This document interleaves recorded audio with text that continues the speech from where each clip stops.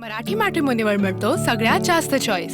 मराठी मॅट्रिमोनीने लाखो स्थळं जुळवली आहेत। यापेक्षा चांगली गोष्ट काय असू शकते? मराठी माणसांची नंबर 1 चॉईस मराठी मॅट्रिमोनी। आज सुनेत्राताई यांनी उपमुख्यमंत्री पदाची शपथ घेतलेली आहे। इतर आमदार या ठिकाणी आपण त्यांच्याशी बातचीत करणार आहोत। साहेब, कसं पाहता, शपथविधी सोहळा पार पडलेला आहे आणि भविष्यामध्ये अगदी दादांनी ज्या पद्धतीनं कामाचा धडाका लावला होता त्याच पद्धतीनं ताई पण धडाका लावतील?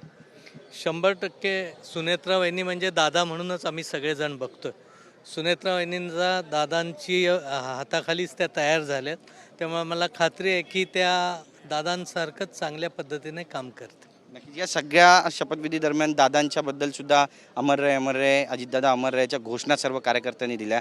त्यांच्या ज्या भावना होत्या त्या कुठेतरी या ठिकाणी उफाळून आल्यात। काय म्हणाल, अजितदादांची पोकळी भरून निघेल महाराष्ट्राच्या राजकारणात? 100% निघणार नाही ह्याची खात्री आहे, कारण दादा हा दादा होता।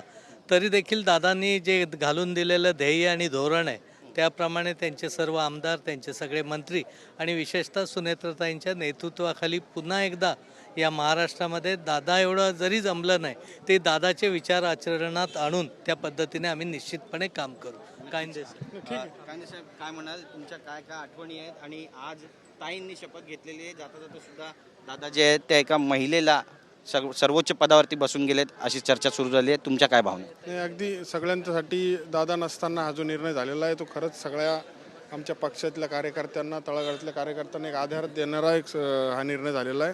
त्याच्यामुळं निश्चितच थोडासा आधार मिळण्याचं काम संपूर्ण कार्यकर्त्यांना, पदाधिकाऱ्यांना त्या ठिकाणी होणार आहे। नक्कीच ज्या कार्यकर्त्यांच्या भावना त्या सुद्धा उफाळून आल्या आणि अनेकांचे डोळे पाणावले करतात शपथविधी होत असताना। नाही, नक्कीच तो आता क्षणच एवढा दुःखाचा आहे की हे दुःख कशानेही भरून न निघणारं दुःख हे अचानक कोसळलेलं आहे। आभाळ संपूर्ण महाराष्ट्रावर या ठिकाणी कोसळलेलं आहे आणि निश्चितच हे सहजासहजी त्या ठिकाणी दुःख कमी होणारं दुःख नाही। त्यामुळं आता प्रयत्न त्या पद्धतीनं सर्वजण करतील आणि हळूहळू आता बघू काय कसं आम्हाला तर मार्ग सुचत नाही आहे। वित्त मंत्रीपद आणि राज्य उत्पादन शुल्क ही दोन खाती खरं तर आज भेटतील अशी अपेक्षा होती, पण ती मुख्यमंत्र्यांनी स्वतःकडेच ठेवलेली दिसत आहेत। त्यामुळे याबद्दलचा काही निर्णय पक्षांतर्गत होतोय का आणि यावर दावा आहे का राष्ट्रवादीचा? नाही, निश्चित हा निर्णय मुख्यमंत्री महोदयांचा त्या ठिकाणी असतो, कारण की महायुतीचे सर्वश्रेष्ठ नेते ते आहेत। त्यामुळे ते जे निर्णय घेतील ते निश्चितच योग्य निर्णय घेतील आणि त्या पद्धतीनं राष्ट्रवादी काँग्रेस पक्षाला त्या ठिकाणी न्याय देण्याचं काम ते करतील।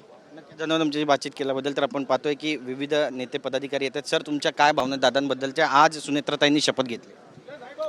नाही, फार वाईट परिस्थितीमध्ये हा पक्ष जातोय आणि सर्व निवडणुका समोर असल्यामुळे काही ना काही पक्षाला स्थिरता मिळायला पाहिजे म्हणून आज हा शपथविधी तिथे पार पडतोय। आणि माझं मत आहे की आम्हाला लगेच उद्यापासूनच प्रचाराला जायचं असल्यामुळे पक्षाला स्थिरता मिळायला पाहिजे म्हणून हा निर्णय झालेला आहे तिथे। मराठी मॅट्रिमोनीवर मिळतो सगळ्यात जास्त चॉईस। मराठी मॅट्रिमोनीने लाखो स्थळं जुळवली आहेत। यापेक्षा चांगली गोष्ट काय असू शकते? मराठी माणसांची नंबर 1 चॉईस मराठी मॅट्रिमोनी।